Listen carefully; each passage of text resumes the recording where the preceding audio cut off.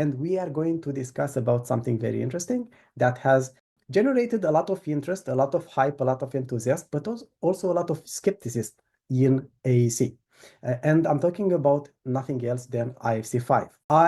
To be honest, I met Leon, I think it was roughly 2 weeks ago, at the openBIM conference organized by Building Smart Poland. It was in Warsaw, and if I were not there and if I would not met him, I would have still been skeptical about this. But being there, I had the chance to exchange a few words with him, and that made me very curious to learn more about it, because I'll be honest about it. The first thing and the most important that I see also in my posts about IFC5, because I made a few posts about IFC5, have been about, is it actually IFC5? We talk about IFC5 now. We just got out IFC4X3 last year, and there are very few people who are really using it, right? So now we talk about IFC5. I'm going to use IFC5 like in 2030. This was my initial understanding, and I see the same in many other people's head. So Leon is going to clarify on that and going to explain to us why that is not the case and why it's actually different and why we should even consider believing this. Hey, Leon, thank you very much for joining me. I really appreciate you taking the time. Very happy to be here. Thank you. Interesting proposition you put out there. Honest, that's why I'm a simple man. I just share what I think. Putting on the pressure. Yeah.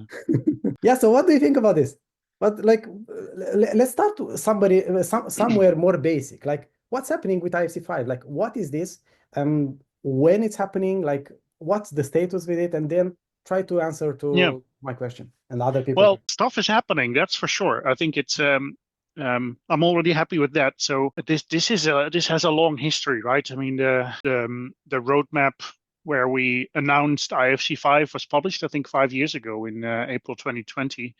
That was part of a wider initiative. Obviously, we have a new BSDD, we have IDS. There's a lot of different components that are part of that drive towards actually overarching interoperability in multiple domains. And IFC5 was just one of the topics in there, and it's a topic that has been lingering for quite a while. There's been a task force, there's been exploring, there's been an academic paper about it, I think 2 years ago.